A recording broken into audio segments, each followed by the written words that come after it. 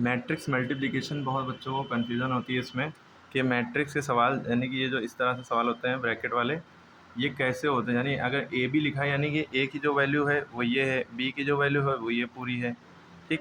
तो इन दोनों को मल्टीप्लाई कैसे करेंगे। ऐड तो करना आता है लेकिन मल्टीप्लाई में दिक्कत होती है। तो देखिए कैसे मल्टीप्लाई करते हैं। आपको दिख रहा है ये ए की वैल्यू, क्या दिख रहा है, ए की वैल्यू। इसमें कितनी रो है कितने कॉलम है, पहले ये देखिए, एक रो ये हो गई, दूसरी रो ये हो गई, यानी कि टोटल बड़ी बड़ी लाइन दो बन रही है। कितनी बन रही है, दो। और कितनी खड़ी खड़ी लाइनें, एक ये हो गई, एक ये हो गई। तो एक दो, तो दो रो हैं यूँ यूँ और दो कॉलम है। तो आपने लिखा 2 × 2, ओके। फिर आपने देखा कि भाई ये बी की वैल्यू है, कितनी रो है, देखिए ये पूरी लाइन है, ये एक रो हो गई, ये एक रो हो गई जिसमें 3 एलिमेंट है ना। ये दूसरी रो हो गई, दूसरी रो हो गई, इसमें भी 3 एलिमेंट, यानी कि कितनी रो हैं, दो। कितने कॉलम है, एक कॉलम जिसमें 2 एलिमेंट है, फिर ये दूसरा कॉलम जिसमें 2 एलिमेंट है, फिर ये तीसरा कॉलम, यानी 2 रो 3 कॉलम। तो रो को हमने पहले लिखा 2, फिर कॉलम जो होते हैं खड़े खड़े उनको बाद में लिखते हैं 2 × 3। रो कॉलम, रो पहले लिखते हैं कॉलम बाद में मल्टीप्लाई करके। अब हमारी लॉजिक ये है कि जब भी दो मैट्रिक्सेस को हम मल्टीप्लाई करने चलते हैं तो हम इस तरह से पहले उनका ऑर्डर लिख लेते हैं। फिर हम क्या करते हैं, जो पहली रो में जितने कॉलम हैं यानी 2 कॉलम है, और दूसरी मैट्रिक्स, पहली मैट्रिक्स के जितने कॉलम हैं और दूसरी मैट्रिक्स के यानी बी जो मैट्रिक्स है इसके जितने रो हैं, ये पहले लिखा है। तो ये दोनों बराबर होना चाहिए, अगर बराबर हैं तभी मल्टीप्लाई हो सकता है। जब मल्टीप्लाई होगा तो हमारा आंसर ये आएगा, ये 2/3 की मैट्रिक्स बनेगी। जो बचा वो लिख लिया, यानी कि जो हमें मैट्रिक्स बनेगी उसमें 2 रो होंगे और 3 कॉलम होंगे। ये ट्रिक आपको पहले पता लगी। अब मल्टीप्लाई कैसे करते हैं, आपने a × b निकालना है, तो a की वैल्यू ये है, आपने ये रखी, b की वैल्यू ये है, ये रखी।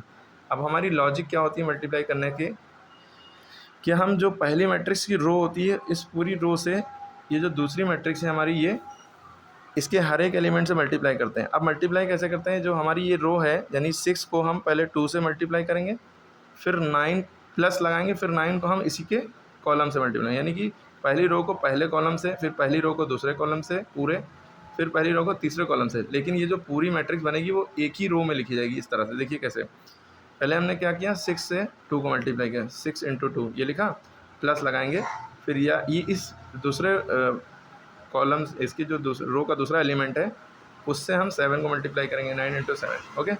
अभी इसका और इसका हिसाब बन गया, ठीक है। थोड़ा स्पेस छूटा है, ये देखिए यहाँ पे स्पेस है ना, वो स्पेस छोड़ा। फिर 6 से हम क्या करेंगे, 5 को मल्टीप्लाई करेंगे, फिर प्लस लगाएंगे, फिर 9 से हम 8 को मल्टीप्लाई करेंगे। देखिए इतना हो गया, क्लियर। फिर यही काम यहाँ पे करेंगे, मतलब यूँ करके यूँ चलते हैं, यूँ गए फिर उसको यूँ करा, यहाँ पे प्लस लगता है, ठीक। अब 6 से हम 0 को मल्टीप्लाई करेंगे, प्लस लगाएंगे स्पेस देने के बाद, ठीक है। फिर 9 से हम 9 से 9 को मल्टीप्लाई करेंगे, यानी पहले को दूसरे से दूसरे वाले को कॉलम के। इतना हो गया। अब यही काम नीचे कर लिया आप। 2 को किससे करेंगे बताइए, इस पूरे को, अब यही चीज़ ऐसे करना है, इस पूरे को इस पूरे से, ठीक। अब इस 2 को 2 से करेंगे, 2 × 2 प्लस लगाएंगे, 3 को हम 7 से करेंगे, 3 × 7, थोड़ा स्पेस है ना यहाँ पे, देखिए स्पेस है, ये छोड़ा। फिर 2 को 5 से करेंगे, प्लस 3 को 8 से करेंगे, फिर स्पेस छोड़ा, स्पेस। फिर 2 से 0 को करेंगे, फिर प्लस लगाएंगे, यहाँ पे ये प्लस लगता है, जब एक पूरा हो रहा था तो बीच में प्लस लगता है। फिर 3 से 9 को कटेंगे। क्लियर हो गई बात यहाँ तक के, हाँ। अब इनको सॉल्व कर लिए, पहले 6 × 2 = 12 प्लस ये 9 × 7 = 63, पहले मल्टीप्लाई करते हैं बाद में प्लस करेंगे। 6 × 5 = 30, स्पेस छोड़ के, 9 × 8 = 72, 6 0 = 0, कोई भी नंबर 0 से मल्टीप्लाई हो 0 होगा, 9 9 = 81 प्लस 81, 2 2 = 4 प्लस 3 7 = 21, 2 5 = 10 प्लस 3 8 = 24, 2 0 = 0 प्लस 3 9 = 27, ठीक। अब इन दोनों को जोड़ दिए, 3 2 5 6 1 7, 21 4 25,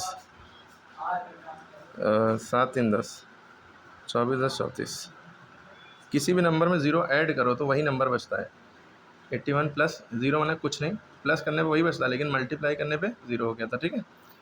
0 से मल्टीप्लाई करने 0 होता है, लेकिन ऐड करने में वही नंबर बचता है। 27 + 0 27 ही बचेगा। अब ये हमारी पूरी सॉल्व हो गई है। अब देखिए कितने बाई कितने की मैट्रिक्स बनी, कितनी रो है, 1 रो 2 रो, कितनी रो है, 2 रो हैं, कितने कॉलम है, 1 2 3 3 कॉलम है। और यही तो प्रूव करना था, मतलब यही आना चाहिए, 2/3 की मैट्रिक्स बनेगी। ये आपको पूरा सवाल हो गया। ओके, इसको पहले देख लिए और इंशाल्लाह ये आपको बहुत अच्छे से समझ में आएगा। पूरी वीडियो सही से देखिए, दोबारा देखिए, जहाँ जहाँ डाउट है वहाँ पे एक एक बात को गौर से सुनिए तो बहुत अच्छे से समझ में आएगा। ओके, अब जैसे ये ए की वैल्यू है, ये बी की वैल्यू है, अब ए बी निकालना है। आप ए बी निकालिए, बस आंसर कमेंट में करिए। भाई इसमें 2 रो हैं 3 कॉलम है, इसमें 3 रो 3 कॉलम है, तो आप कैसे होगा बताइए।